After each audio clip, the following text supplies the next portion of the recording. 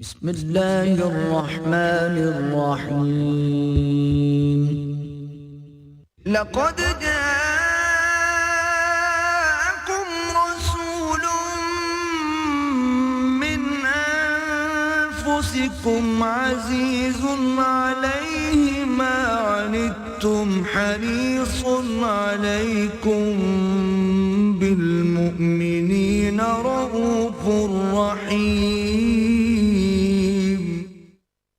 نحمده ونصلي على رسوله الكريم اما بعد فقد قال الله تبارك وتعالى كما ورد في سورة المؤمنون اعوذ بالله من الشيطان الرجيم بسم الله الرحمن الرحيم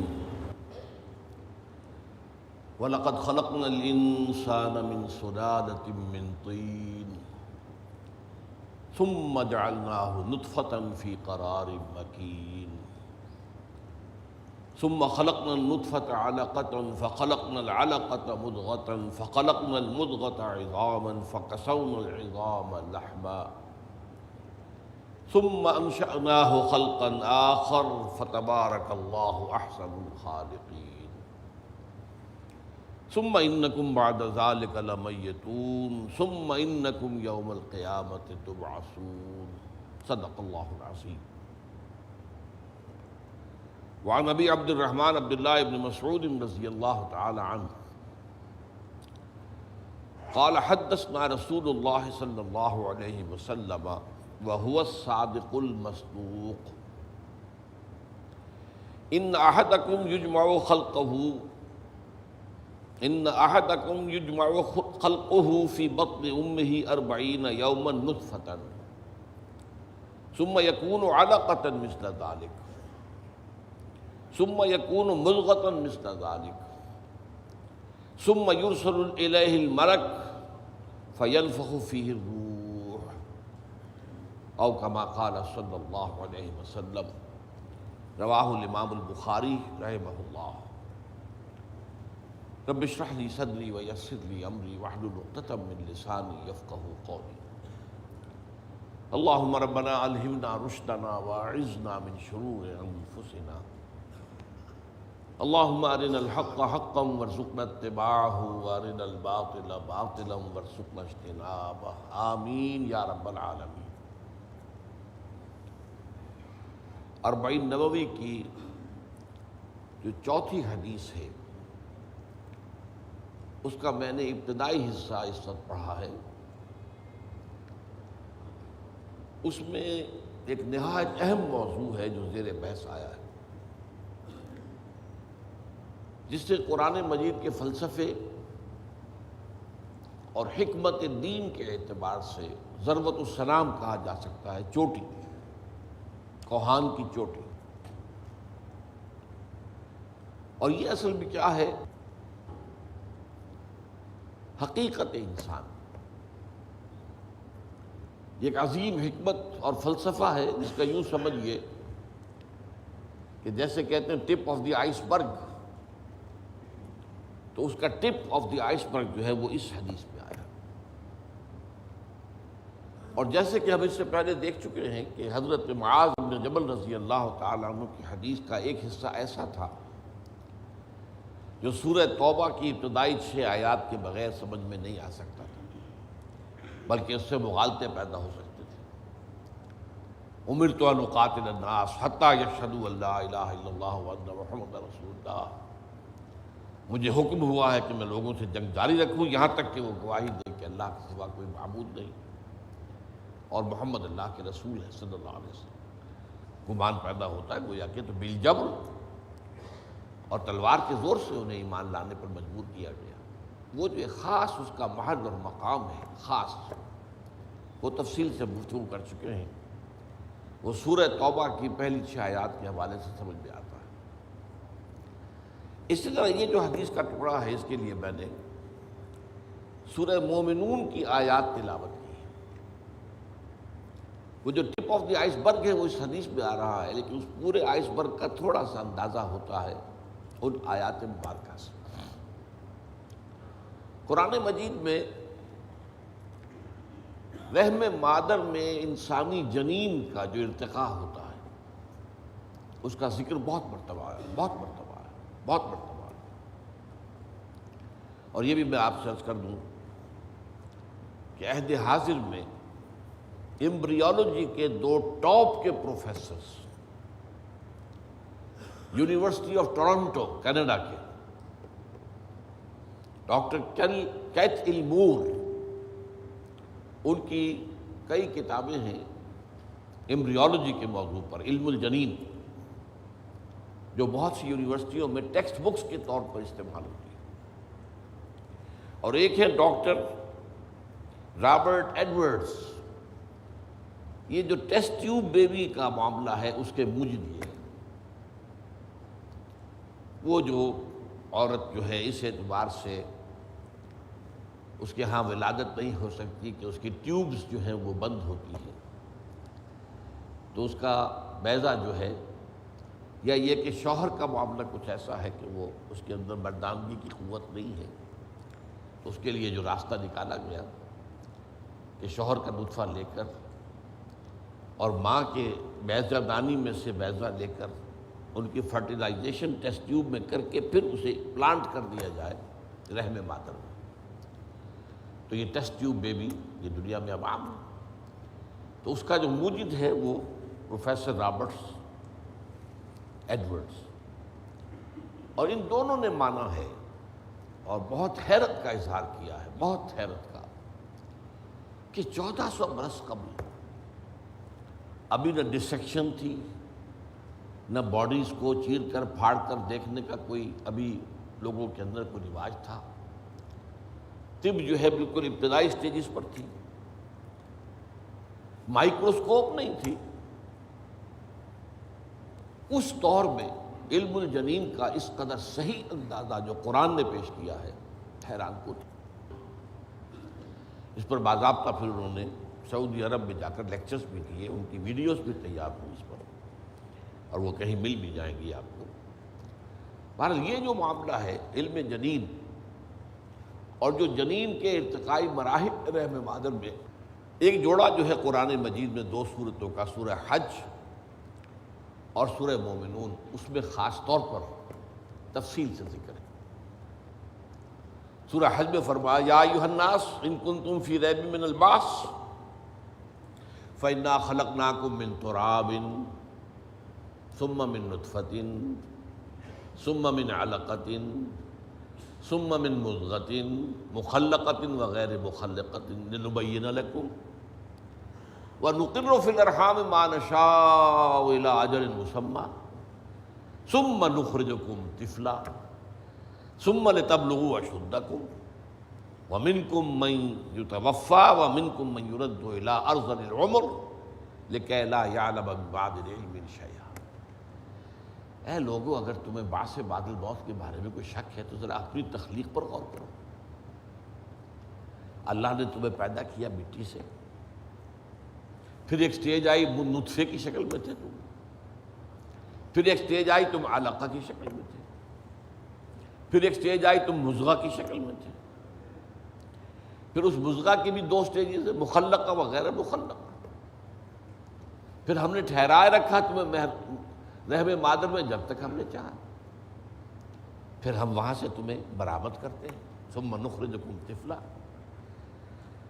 اور اس کے بعد یہ بھی ہوتا ہے کہ تم اپنی پوری قوت کو پہنچتے ہو، جوان ہوتے ہو، اور تم میں سے کچھ ہیں کہ جن کا پہلے ہی انتقال ہو جاتا ہے، ان کو قبض کر لیا جاتا ہے پہلے ہی، اور کچھ ایسے ہوتے ہیں جو اس بدترین عمر کو بھی پہنچا دیے جاتے ہیں کہ تب جس سٹیج پر جا کر سب کچھ جاننے کے بعد وہ کچھ نہیں جانتے، بڑھاپے میں آ کر ارذل العمر جسے کہا گیا ہے کہ وہ جب سیکھا پڑھا جو تھا، لکھا پڑھا تھا نیاز نے، وہ سب ختم ہوا، یادداشت بھی ختم ہو گئی، ڈیمنشیا ہو گیا۔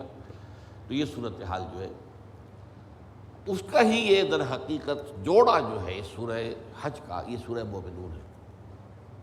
اب اس میں دیکھیے، اس میں جو آیت آئی ہے وَلَقَدْ خَلَقْنَا الْإِنسَانَ مِنْ صُلَالَةٍ مِّن طِينٍ، ہم نے انسان کو پیدا کیا ہے گارے کے کشید کردہ جوہر سے۔ سلالہ کہتے ہیں کسی چیز کو کھینچ لینا. اگر تلوار کو کسی نے میان میں سے کھینچا ہے اسے بھی سلہ یا سلو کہتے ہیں, کھینچ لینا. تو کشید کرتے ہیں آپ عرق نکالتے ہیں کسی چیز کو جو ہے وہ پانی میں ڈال کر پھر اس کے نیچے آگ جلا کر پھر اس کا ایک نظام ہے, اس کا عرق کشید کر لیتے ہیں. تو ہم نے انسان کو پیدا کیا ہے گارے کے جوہر سے, پھر ہم نے اس کو بنا دیا نطفہ اور رکھا اسے ایسے مقام پر جو بہت مضبوط مقام ہے. جعلناہ نطفۃ فی قرار مکین. رحم مادر جو ہے یہ جو ہے رحم ماں کا, اس کی دیوار بڑی مضبوط ہوتی ہے, موٹی ہوتی ہے, اس کے اندر وہ امبیڈڈ ہوتا ہے نطفہ. ثم خلقنا النطفۃ علقۃ, پھر ہم نے اس نطفے کو ایک علقہ کی شکل دی. وہ جب ذرا بڑھتا ہے تو وہ رحم مادر کی دیوار میں سے باہر کو نکل کر بلج آؤٹ کر کے پھر لٹکنے لگتا ہے. علقہ لٹکی ہوئی چیز. ثم فخلقنا العلقۃ مضغۃ, پھر اسی علقہ کو ہم ایک لوتھڑا بنا دیتے ہیں گوشت کا. فخلقنا النطفۃ مضغۃ فخلقنا المضغۃ عظاما, پھر اسی لوتھڑے کے اندر ہڈیاں بنا دیتے ہیں. فکسونا العظام لحما, پھر ہم ان ہڈیوں پر گوشت چڑھاتے ہیں. ثم انشأناہ خلقا آخر, پھر ہم اسے اٹھاتے ہیں ایک اور ہی تخلیق پر. یہ خلقا آخر کیا ہے جس کا اس شان کے ساتھ بیان ہوا. ثم انشأناہ, نشا کہتے ہیں کسی چیز کا اٹھنا, انشاء اٹھانا. ثم انشأناہ, پھر ہم اسے اٹھاتے ہیں خلقا آخر, ایک اور ہی تخلیق پر. فتبارک اللہ احسن الخالقین, تو بڑی بابرکت ہے وہ ہستی اللہ کی جو بہترین پیدا کرنے والی ہے. اب وہی بات ہے جو اس حدیث میں آ رہی ہے. یہ خلقاً آخر کیا ہے اس کا حل ہے در حقیقت کی جو اس حدیث میں آ رہا ہے. یہاں یہ کہ اس کے راوی ہیں حضرت ابو عبد الرحمن عبداللہ ابن مسعود رضی اللہ تعالی عنہ, کبار صحابہ میں سے ہیں, سینئر صحابہ میں سے ہیں, فقیہ فقہا میں سے ہیں, عبداللہ ابن مسعود رضی اللہ تعالی عنہ. ان کی کنیت ہے ابو عبد الرحمن. وہ فرماتے ہیں قال حدثنا رسول اللہ صلی اللہ علیہ وسلم, ہمیں اللہ کے رسول نے یہ بات بتائی. بڑی غیر معمولی بات کیا ہے, وَهُوَ الصَّادِقُ الْمَصْدُوقُ, اور جو جان لو وہ جو ہے اللہ کے رسول جنہوں نے ہمیں یہ بتایا وہ الصادق ہیں, سچے ہیں, المصدوق ہیں, جن کی صداقت پر اللہ گواہ ہے. یہ کیوں کہا گیا؟ حالانکہ اور بے شمار روایتیں عبداللہ ابن مسعود سے ہیں, تمہیداً یہ الفاظ نہیں آتے. یہاں کیوں آئے؟ اس لیے کہ ایک خاص ایسی بات سامنے آ رہی ہے جو بہت سے اعتبارات سے, جو اس وقت تک ایک ذہنی سطح تھی انسان کی, جو مادی معلومات اس کی جو سطح ابھی تک تھی اس کے اعتبار سے وہ کچھ ناقابل فہم سی تھی. لہذا اس پر خاص طور پر تاکید کر کے یاد کر لو یہ کس نے کہا ہے. یہ کہنے والا کوئی ہمہ شمہ نہیں ہے, یہ کہنے والے محمد رسول اللہ ہیں, وَهُوَ الصَّادِقُ الْمَصْدُوقُ. اب اس کے بعد حدیث کا متن شروع ہو رہا. ان احدکم یجمع خلقہ فی بطن امہ 40 لیلۃ نطفۃ, تم میں سے ہر شخص کی تخلیق ہوتی ہے اس کے ماں کے رحم میں 40 دن تک نطفے کی شکل میں. ثم یکون علقۃ مثل ذلک, پھر اتنا ہی عرصہ وہ علقہ کی شکل میں ہوتا ہے. ثم یکون مضغۃ مثل ذلک, پھر اتنا ہی عرصہ 40 دن وہ ایک لوتھڑے کی شکل میں ہوتا ہے. جب یہ 40 جمع 40 جمع 40 120 دن مکمل ہو جاتے ہیں, یعنی 4 ماہ. ثم یرسل الملک, پھر فرشتہ بھیجا جاتا ہے، فَيَنفَخُ فِيهِ الرُّوحُ، اور وہ اس میں روح پھونک دیتا ہے۔ اب یہاں دیکھیے، جس دور کی ہم بات کر رہے ہیں، جس وقت حضور نے یہ فرمایا ہے، اس وقت اگر لوگوں نے یہ سمجھا کہ اس کے معنی ہے جان، تو اس دور کی علمی سطح کے اعتبار سے بات قابل فہم ہے، جان پڑ گئی، اس سے پہلے گویا کہ بے جان تھا۔ آج کی ہماری جو علمی سطح ہے، مائکروسکوپ کے ایجاد ہونے کے بعد جو باریک سے باریک جرثومہ ہم بڑا کر کے دیکھ رہے ہیں، آج تو ہمیں معلوم ہے کہ وہ باتیں جو قرآن میں آئی ہیں، سورہ قیامہ میں آیا الم یکن نطفۃ من منی یمنی، کیا انسان کا آغاز جو ہے وہ اس نطفے کی شکل میں نہیں تھا، منی کا کی بوند جو ٹپکائی گئی؟ آج ہمیں معلوم ہے کہ اس منی کی بوند میں جو باپ کی طرف سے آ رہی ہے، اس میں تو بے شمار جرثومے ہوتے ہیں، spermatozoon, and they are very much living, تو زندہ موجود ہے، مردہ تو نہیں ہے۔ تو مائکروسکوپ کے نیچے دیکھ لیجیے، اسے دوڑتے ہوئے نظر آئیں گے، لاکھوں ملینز کی تعداد میں، ایک دفعہ کی ایجیکولیشن کے اندر۔ تو زندگی جو ہے اس کا آغاز یہ 120 دن کے بعد تو نہیں ہو سکتا، زندگی تو پہلے سے۔ پھر وہ جو بیضہ چلا آ رہا ہے ماں کا، وہ فیلوپین ٹیوب سے ہو کر جو آ رہا ہے، وہ بھی مردہ تو نہیں ہے، زندہ ہے، لیونگ سیل ہے۔ ان دونوں کے امتزاج سے انا خلقنا الانسان من نطفۃ امشاج، اب یہ نطفہ امشاج بنا، مرد کا نطفہ عورت کا بیضہ مل کر یہ زائگوٹ بن گیا۔ اب تو کیا یہ مردہ ہے؟ معاذ اللہ، زندہ ہے۔ زندگی تو چلی آ رہی ہے، سپرمیٹازون سے چلی آ رہی ہے، اور وہ جو بیضہ ہے، اووم ہے، اس میں زندگی ہے، پھر زائگوٹ زندہ ہے، پھر یہ بڑھ رہا ہے، گرو کر رہا ہے، یہ گروتھ جو ہے زندگی ہی کا ثبوت ہے۔ لہذا یہاں روح سے مراد زندگی نہیں، کچھ اور ہے۔ یہ ہے وہ حقیقت کہ جو بدقسمتی سے آج بھی بہت سے قرآن کے پڑھنے والوں اور دین کا مطالعہ کرنے والوں کی نگاہوں سے اوجھل ہے۔ جیسا کہ میں نے عرض کیا، اس وقت کے اعتبار سے بات قابل فہم ہے کہ وہ سمجھتے تھے کہ جان مراد سے جان لے، نہیں، آج تو یہ بات مانی نہیں جا سکتی۔ اب یہاں پہ سمجھنے کی بات ہے، اس سے حقیقت انسان سمجھ میں آئے گی۔ انسان اصل میں ایک مرکب وجود ہے، اس میں ایک حیوان بھی ہے، مکمل حیوان، اور ایک فرشتہ بھی ہے، ایک روحانی وجود بھی ہے اس کا۔ یہ بات بہت خوبصورت انداز میں بہت پہلے کہی تھی شیخ سعدی رحمۃ اللہ علیہ نے، آدمی زادہ ترفع معجون است، معجون کہتے ہیں نا، معجون مرکب، کچھ چیزوں سے مل جل کر بنا ہوا۔ آدمی زادہ ترفع معجون است، از فرشتہ سرشتہ وز حیوان، اس میں فرشتہ بھی پیوست ہے اور حیوان بھی پیوست ہے۔ یہ عظیم حقیقت ہے انسان کے بارے میں، جس کو اگر نہ سمجھا جائے تو حکمت قرآنی کے جو غامض پہلو ہیں، جو گہرے پہلو ہیں، وہ سمجھ میں نہیں آ سکتا۔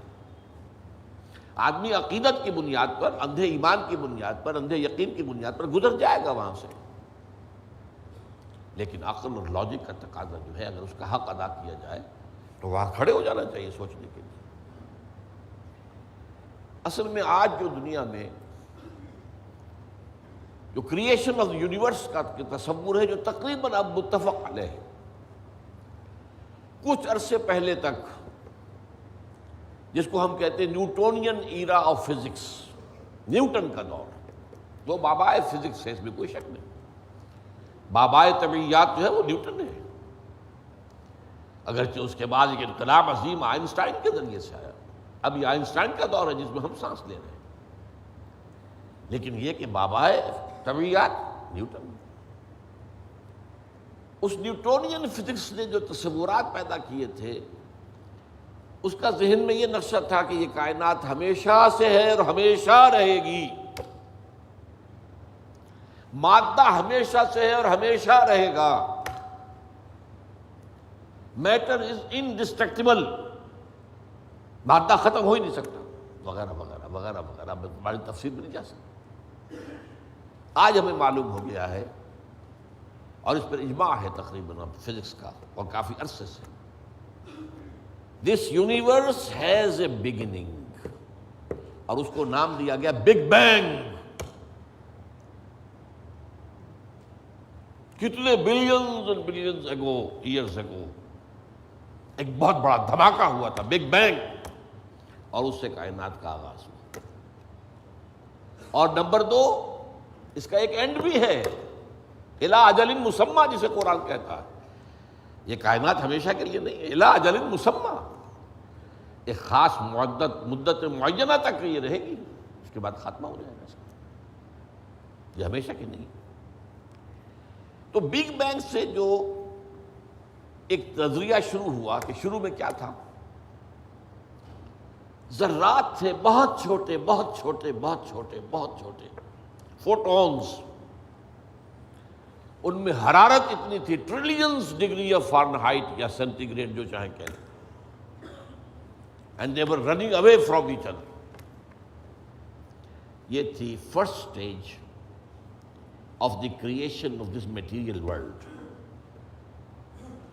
پھر یہ ذرات جو ہیں یہ مل جل گئے، اس سے گیلیکسیز وجود میں آئیں، گیلیکسیز ایک دوسرے سے بھاگ رہی ہیں، آج بھی مانا جا رہا ہے ایکسپینڈنگ یونیورس، یہ کائنات ابھی پھیل رہی ہے، اور گیلیکسیز کے درمیان فاصلہ بڑھ رہا ہے۔ اور بڑی پیاری مثال دی جاتی ہے کہ اگر ایک غبارہ ہو، اس غبارے کے اوپر آپ نے کوئی ڈاٹ لگا دیے، اس غبارے کو جتنا پھیلائیں گے پھولائیں گے تو وہ ڈاٹس بھی ایک دوسرے سے بڑھتے چلے جائیں گے، فاصلہ ان کا بڑھتا جائے گا۔ پہلے غبارہ اتنا تھا، اب اتنا ہو گیا، تو وہ جو دو ڈاٹس کے درمیان فاصلہ اتنا تھا وہ اتنا ہو گیا۔ تو theory of the expanding universe, Iqbal نے کہا ہے یہ کائنات ابھی ناتمام ہے شاید، کہ آ رہی ہے دمادم صدائے کن فیکون کن فیکون۔ ابھی تو جیسے کہ قرآن مجید میں آیا بھی ہے، ہم اپنے خلق میں ہم وسعت کر دیتے ہیں جو جتنا چاہتے ہیں، وَنَزِيدُ فِي الْخَلْقِ مَا نَشَاءُ، یہ تخلیق جو ہے بھی جاری ہے۔ بہرحال اس کے بعد وہ دور آیا کہ پھر یہ گیلیکسیز کے اندر یہ کرے بنے اور سٹارز بنے، اور پھر وہ کرے ٹھنڈے ہونے شروع ہوئے۔ انہی میں سے ایک کرہ ہمارا یہ زمین ہے۔ یہ آگ کا کرہ تھا، آگ کا جیسے سورج ہے، لیکن ٹھنڈا ہوا، ٹھنڈے ہونے سے یہ سکڑا، تو اس پر اونچائیاں اور نیچائیاں پیدا ہوئی۔ اس میں سے جو بخارات نکلے انہوں نے جا کے ایٹماسفیئر کی شکل اختیار کی۔ اس ایٹماسفیئر کے اندر پھر گیسز کے باہمی انٹریکشن سے پانی پیدا ہوا، اور ہزارہا برس تک پانی برستا رہا، پانی برستا رہا، پانی برستا رہا، جس سے سمندر وجود میں آیا۔ اور وہ جو زمین ٹھنڈی ہوئی تو اوپر کرسٹ آف دی ارتھ جو آیا ہے، وہ اور پانی، اس کے امتزاج سے اس کرۂ ارضی پر حیات کا آغاز ہوا، اور اس حیات کی لکھوں کا سال کے اندر ارتقائی مراحل سے گزر کر آخری نتیجہ جو ہے وہ آج کے نظریے کے مطابق وہ ہومو سیپینس انسان ہے۔ یہ میں نے آج کا نظریہ تخلیق آپ کے سامنے رکھ دیا۔ اس میں سے پہلے حصوں کے بارے میں تو اب اختلاف نہیں ہے، البتہ یہ کہ ایولیوشن کے بارے میں ظاہر بات ہے کہ اختلافات ابھی ہیں، لیکن یہ کہ یہ نظریہ ہے، اگرچہ بایولوجی کے میدان میں تھیوری آف ایولیوشن جو ہے اسے قبول نہیں کیا گیا، لیکن یہ ہے کہ ویسے اس کو تسلیم کیا جاتا ہے as a matter of fact. انسان کی سوچ میں، سوشل سائنسز میں، ہر چیز کے اندر جو ہے وہ تھیوری آف ایولیوشن گھس چکی ہے۔ اب جو بات اس میں نہیں آئی ہے وہ بات میں آپ کو بتا رہا ہوں۔ This big bang was the beginning of the material universe. اس سے پہلا ایک دور ہے جسے سائنس نہ دیکھ سکتی ہے، نہ جان سکتی ہے، نہ اس تک اس کی پہنچ ہے۔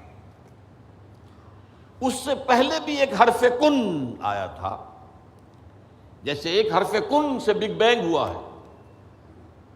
بگ بینگ کس چیز میں ہوا ہے وہ ابھی میں بتاتا ہوں۔ اللہ تعالیٰ کے پہلے اولین حرف کن سے ایک بہت لطیف نور پیدا ہوا۔ یہ لطیف نور کیوں کہہ رہا ہوں؟ اس میں حرارت نہیں تھی، حرکت بھی نہیں تھی، لطیف۔ اس سٹیج پر اس لطیف نور سے انسانی ارواح پیدا کی گئی اور فرشتے پیدا کیے گئے۔ یہ پری بگ بینگ معاملہ ہے۔ ارواح انسانیہ میٹیریل نہیں ہے، ان کا تعلق اس یونیورس میٹیریل یونیورس سے نہیں ہے۔ یہ تو بگ بینگ سے پہلے کی بات ہے، فرشتے اور ارواح انسانی۔ جسد نہیں تھا، صرف روحیں تھیں، لیکن ہر ایک کی روح تھی۔ آدم سے لے کر آخری انسان جو آئے گا دنیا میں قیامت سے تب پہلے تک، سب کی ارواح موجود تھی، اور ان سے عہد لیا تھا اللہ نے، الست بربکم قالوا بلا۔ اب جو آدمی اس بات کو نہیں مانتا وہ کیسے سمجھے گا کس سے عہد لیا تھا؟ جدید دور کے ایک مفسر نے لکھا اپنی تفسیر میں، یہ عہد انسان کی تخلیق سے قبل عالم غیب میں لیا گیا۔ میں نے ان سے عرض کیا کہ حضور یہ تو جملہ آپ کا محمل ہے، جو شے پیدا ہی نہیں ہوئی اس سے کیسے عہد لے لیا؟ عہد و معاہدہ تو ہوتا ہے جو موجود ہے، اور پھر اس میں بھی یہ الفاظ آتے ہیں، میں بقائمی ہوش و حواس یہ اقرار کر رہا ہوں، فل کانشسنس، سیلف کانشسنس کے ساتھ آدمی ایک عہد کرتا ہے، ایک اقرار کرتا ہے، ایک معاہدہ کرتا ہے۔ تب میں نے جب ان سے عرض کیا تو انہوں نے مانا کہ ہاں تمہاری بات ٹھیک ہے، یہ عہد اجساد انسانیہ کی تخلیق سے قبل ارواح انسانی سے لیا گیا۔ یہ ایک سٹیج تھی جس میں ارواح پیدا کی۔ اور یہاں یہ نوٹ کر لیجئے، جو ہمارے ہاں عام طور پر جو کہلاتے ہیں بریلوی مکتب فکر کے علماء، ان کے ہاں تو وہ چیز متفق آ گئے ہے، لیکن جو ہمارے ہاں دوسرا ایک نقطہ نظر بالکل برعکس ہے، جو روایت کے اوپر سند کے اوپر زیادہ زور دینے والے ہیں، وہ اس حدیث کو تسلیم نہیں کرتے۔ اول ما خلق اللہ نوری، پہلی شے جو اللہ نے تخلیق کی وہ میرا نور تھا، حضور فرماتے ہیں صلی اللہ علیہ وسلم۔ اس عالم ارواح میں جبکہ ابھی میٹیریل ورلڈ شروع نہیں ہوئی، ابھی وقت کا کوئی تصور نہیں ہے۔ یہی وجہ ہے کہ عالم ارواح میں جو کچھ ہوتا ہے اس میں وقت نہیں لگتا، کن فیکون کن فیکون۔ عالم خلق میں آ کر وقت لگتا ہے۔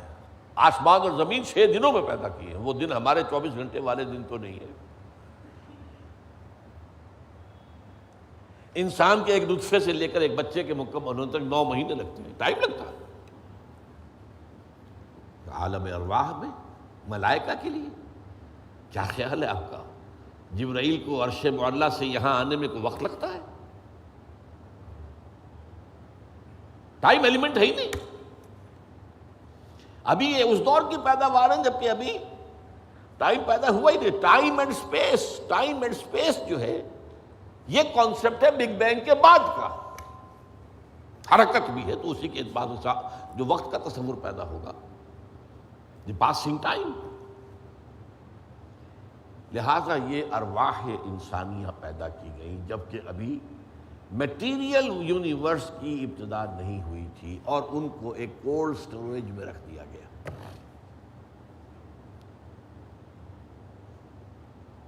اب اس کے بعد وہ لمبا سفر،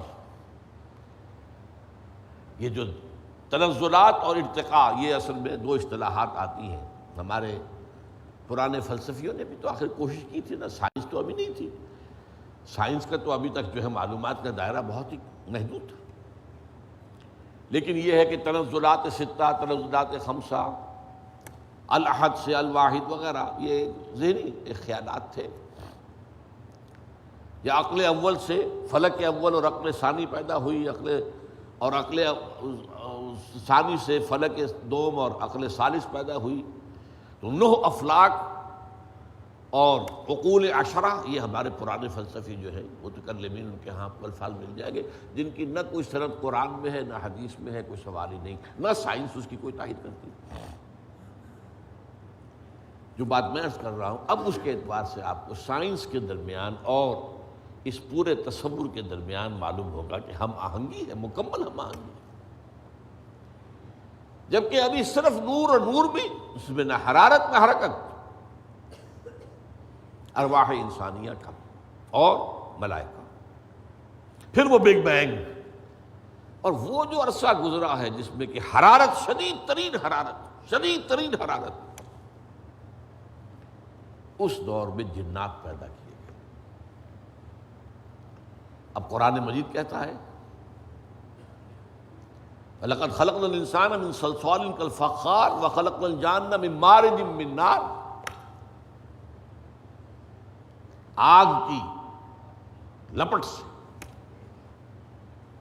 اور ایک جگہ فرمایا ہم نے آدم سے بہت پہلے جنات کو پیدا کیا تھا، وَالْجَانَّ خَلَقْنَاهُ مِنْ قَبْلُ مِنْ نَارِ سَمُومٍ۔ سموم کہتے ہیں وہ جو ہوا باد سموم جس میں جلتی ہوئی آگ ہوتی ہے، لو سخت، صحرا کی لو، اس کا تصور کیجیے آپ، اس کی آگ سے، اس کی حرارت سے جنات پیدا کیے۔ یہ جنات جو ہے اس زمین کی پیداوار نہیں ہے، مٹی کی پیداوار نہیں ہے، یہ ایک لطیف تر شے ہے ہم سے۔ مٹی تو انرٹ ہو گئی، آ گئی، ہم مٹی سے بنے، چاہے وہ ایوولوشن کے لمبے پروسیس کے تھرو بنے ہیں یا یہ کہ ڈائریکٹ کریشن ہوئی ہے، لیکن ہے تو دونوں مٹی سے۔ قرآن بھی کہتا ہے مٹی سے، اور سائنس بھی کہتی ہے مٹی سے، from the clay crust of the ارتھ،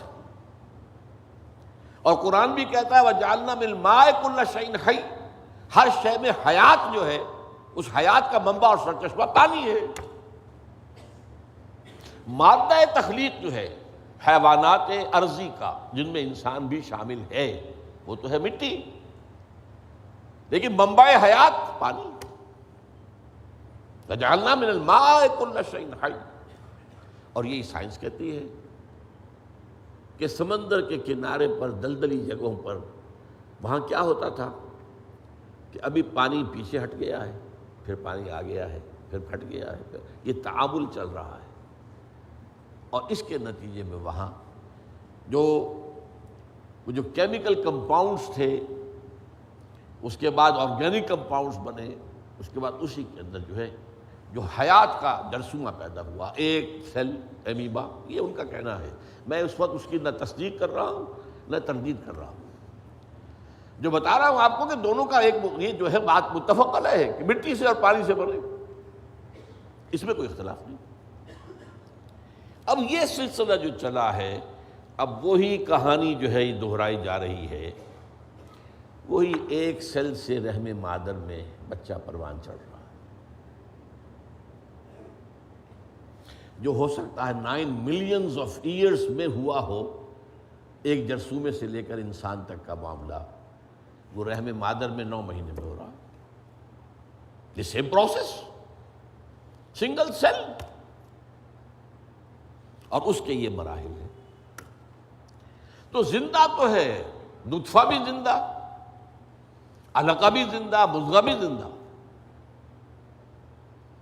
ماں کی طرف سے آنے والا بیضہ بھی زندہ، مرد کے نطفے اور ماں کے بیضے سے امتزاج سے وجود میں آنے والا زائگوٹ، نطفۃ امشاج، وہ بھی زندہ، لیکن جب 120 دن ہو جاتے ہیں تو اب یرسل الملک کا بعد، اب وہ فرشتہ بھیجا جاتا ہے، وہ رحم مادر میں، وہ روح، اس کی روح، میری روح جو وہاں تھی، وہ لا کر میری والدہ کے رحم میں، وہ جو میرا حیولہ وجود میں آیا تھا، اس کے اندر پھونکی گئی ہے، تب میں بنا ہوں، میرا وجود انسان کی شکل اختیار کیا۔ یہ ہے در حقیقت قرآن مجید کا جو حقیقت انسان میں نے یہ بہت عرصے پہلے ایک دو مضامین لکھے تھے، انسانی زندگی کا تصور کیا ہے۔ عجیب بات ہے، آپ میں سے اکثر لوگوں کے لیے شاید نئی بات ہوگا، نہ انہوں نے میری وہ چیزیں پڑھی ہوں۔ قرآن مجید میں سورہ مومن میں جہنمیوں کی ایک فریاد نقل کی گئی۔ جہنم میں جو لوگ ہوں گے، اللہ ہمیں بچائے، وہ کہیں گے ربنا امتنا اثنتین، اے اللہ تو نے ہمیں 2 مرتبہ مارا، وَأَحْيَيْتَنَا اثْنَتَيْنِ، 2 مرتبہ زندہ کیا، فَاعْتَرَفْنَا بِذُنُوبِنَا، اب ہم نے اپنے گناہوں کا اعتراف کر لیا، فَهَلْ إِلَىٰ خُرُوجٍ مِّن سَبِيلٍ، تو اب یہاں سے نکلنے کا بھی کوئی راستہ ہے؟ Is there any other stage to come؟ یہ 2 مرتبہ مارنا، 2 مرتبہ جلانا، یہ کیا ہے؟ تخلیق ہوئی عالم ارواح میں، اور پھر ہم سلا دیے گئے۔ موت اور نیند ایک شے ہے، بہنے ہیں آپس میں۔ میرے نزدیک دی بگیسٹ ٹریجڈی، وہ جو ارتقاء کا فلسفہ چھا گیا ہے ذہنوں پر ڈارون کا، اس کا نتیجہ یہ نکلا ہے کہ آج ہم اپنے آپ کو صرف ایک حیوان سمجھتے ہیں اور کچھ بھی نہیں۔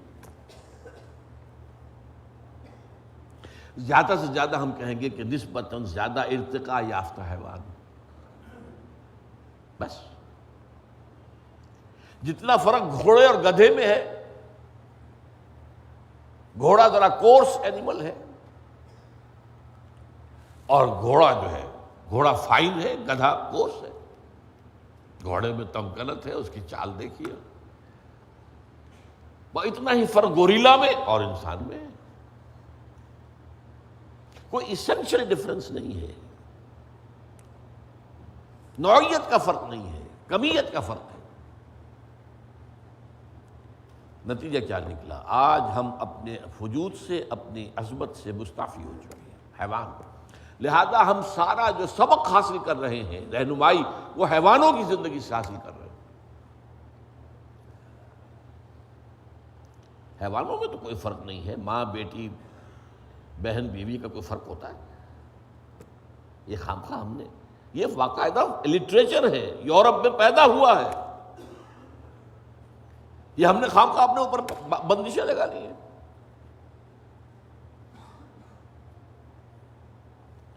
اس لیے کہ ہمارے نزدیک تو اب سبق تو وہاں سے ملنا۔ تو انسان جو ہے اگر اس حقیقت کو نہیں سمجھتا کہ یہ میرا جو مادی وجود ہے، یہ تو میرا حقیر سا پہلو ہے، میری اصل حقیقت وہ روح ربانی ہے جو میرے اندر پھونکی گئی ہے، وہ وہاں سے آئی ہے وہیں لوٹ جائے گی۔ ہم کون ہیں؟ انا للہ و انا الیہ راجعون، اور ہمارا یہ بدن زمین سے آیا ہے، زمین میں لوٹ جائے گا۔ کل شیء یرجع الی اصلہ، ہر چیز اپنی اصل کی طرف لوٹ جاتی ہے، روح وہاں سے آئی وہیں جائے گی، جسد یہاں سے آیا یہی جائے گا۔ یہ جو ہے انسان کی حقیقت۔ میں آپ سے عرض کر رہا تھا نا کہ ڈارون کا نظریہ جو ہے وہ ثابت نہیں ہو سکا ہے، اس لیے کہ اصل میں ارتقاء ڈارون کا نظریہ نہیں ہے، یہ بات غلطی ہے۔ جن لوگوں کو ان موضوعات سے دلچسپی ہو، میں یہ 2 کتابیں پڑھیں، چھوٹے چھوٹے سی کتاب ہیں، مشکل، ذرا ثقیل ہے، بھاری ہے۔ ایک تو ہے زندگی، موت اور انسان، ایک ہے ایجاد و ابداع عالم سے عالمی نظام خلافت تک، تنزلات و ارتقاء کے مراحل۔ تو اصل میں تو فلسفہ ارتقاء تو مولانا روم کے ہاں موجود ہے، کھل کر موجود ہے۔ ہمارے بڑے حکماء میں سے ابن مسکویہ وہ ہے جس نے سب سے پہلے فلسفہ ارتقاء پیش کیا۔ ڈارون کا تو ابھی 10 پشتیں بھی نہیں ہوگی وہاں اس وقت موجود۔ ڈارون نے ارتقاء کی توجیہ کی ہے، وہ فلسفہ اس کا وہ غلط ہے، وہ ثابت نہیں ہو سکا۔ وہ کیا ہے کہ ہر حیوان جو ہے اپنے ماحول کے ساتھ ہم آہنگی پیدا کرنا چاہتا ہے، اور ماحول کے اثرات سے اس کے وجود کے اندر کچھ تغیر و تبدل پیدا ہوتا ہے۔ یہ چھوٹی چھوٹی تبدیلیاں جو ہوتی ہیں نسل بعد نسل منتقل ہو کر ایک نئی سپیشیز وجود میں آ جاتی ہے۔ اوریجن آف سپیشیز اس کی کتاب کا نام ہے۔ یہ ثابت نہیں ہو سکا، ایکوائرڈ کریکٹرز کے بارے میں ثابت نہیں ہو سکا، وہ انہیرٹ نہیں ہو سکتے، لہذا فلسفہ جو ہے ثابت نہیں ہو سکا۔ وہ تھیوری تو ہے لیکن اسے عین خاص جو اس کا میدان ہے بایولوجی، اس کے میدان میں اسے مانا نہیں جاتا۔ میں اس کا حیوان انسان کی حد تک اس ارتقاء کا قائل ہوں، اور توجیہ کیا ہے؟ ہر نئی سپیشیز کے لیے اللہ کا ایک نیا حرف کن آتا ہے۔ حرف کن وہ جانتے نہیں، نہ اللہ کو جانتے نہ اللہ کے حرف امر کن کو جانتے۔ انما امرہ اذا اراد شیئا فانما یقول له کن فیکون۔ ارتقاء جو ہے اس کا اصل سبب یہ ہے۔ لیکن آج کی جو ہمارا آج کا سبق کا حاصل ہے وہ کیا ہے کہ انسان ایک مرکب وجود کا حامل ہے، ایک اس کا مادی وجود ہے، ایک اس کا روحانی وجود ہے۔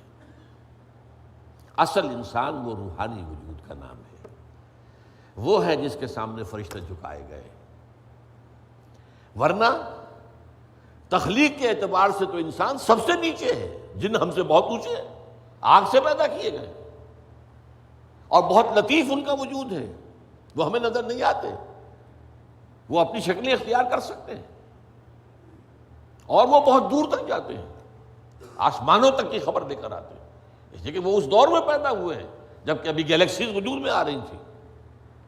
ہم تو جاتے ہیں تو بڑے بڑے جو ہے راکٹ بنا کر، اور بڑے جو ہیں جو ہم لے کر بڑی مشکل سے چاند تک پہنچ گئے، اب کہتے ہیں پتہ نہیں وہ قدم اس میں اترا رکھا بھی تھا کہ نہیں رکھا تھا، وہ جاتے ہیں بہت دور دور تک جاتے ہیں۔ جنات کا معاملہ، اب جن کون ہیں، کس طرح ہیں، یہ سمجھ میں نہیں آئے گا، لیکن یہ میرے اس پورے فلسفے سے سمجھ میں آ رہا ہے۔ وَالْجَانَّ خَلَقْنَاهُ مِن قَبْلُ مِن نَارِ السَّمُومِ۔ ان کا معاملہ یہ ہے، انسان اس کے اعتبار سے پست ہے، اسی لیے تو کہا تھا عزازیل جو تھا، ابلیس کون تھا؟ جن تھا۔ میں کیسے اسے سجدہ کروں؟ انا خیر منہ، میں اس سے بہتر ہوں آدم سے۔ خلقتنی من نار وخلقتہ من طین، مجھے تو نے پیدا کیا آگ سے، اسے پیدا کیا مٹی سے۔ مٹی انرٹ شے ہے، بس پستی کی شے ہے۔ شوخ و گستاخ یہ پستی کے مکی کیسے ہیں، اقبال نے کہا جواب شکوہ میں، تو یہ آدم تو بہت پست ہے مجھ سے۔ وہ اس روح کو نہیں سمجھ سکا کہ آدم کو وعظمت دو جگہ قرآن میں یہ ہے کہ فرشتوں سے ہم نے کہہ دیا تھا انی خالق بشرا من صلصال من حمأ مسنون فاذا سویتہ ونفخت فیہ من روحی فقعوا لہ ساجدین۔ جب انسان کی تخلیق مکمل کر لوں، اس کی نوک پلک سنوار دوں، اور اس میں اپنی روح میں سے پھونک دوں، تب گر پڑنا اس کے سامنے سجدے میں۔ یہ مضامین جو ہیں یہ بڑے گہرے مضامین ہیں۔ بدقسمتی سے آج ہم چیزوں سے بہت دور چلے گئے ہیں، اسی لیے قرآن مجید میں سورہ حشر میں فرمایا گیا وَلَا تَكُونُوا كَالَّذِينَ نَسُوا اللَّهَ فَأَنسَاهُمْ أَنفُسَهُمْ۔ ان لوگوں کے مانند نہ ہو جاؤ جنہوں نے خدا کو بھلا دیا تو خدا نے انہیں اپنے آپ سے غافل کر دیا۔ ہم اپنی عظمت سے غافل ہیں۔ ہم کون ہیں؟ مسجود ملائک ہیں یا ایک حیوانوں میں سے ایک حیوان ہے؟ اللہ اللہ خیر صلی اللہ۔ آج ہماری سوچ یہ ہے کہ حیوانوں میں سے ایک حیوان ہے، بس اس کے سوا نہیں۔ بارک اللہ لی ولکم فی القرآن العظیم ونفعنی وإیاکم بالآیات والذکر الحکیم۔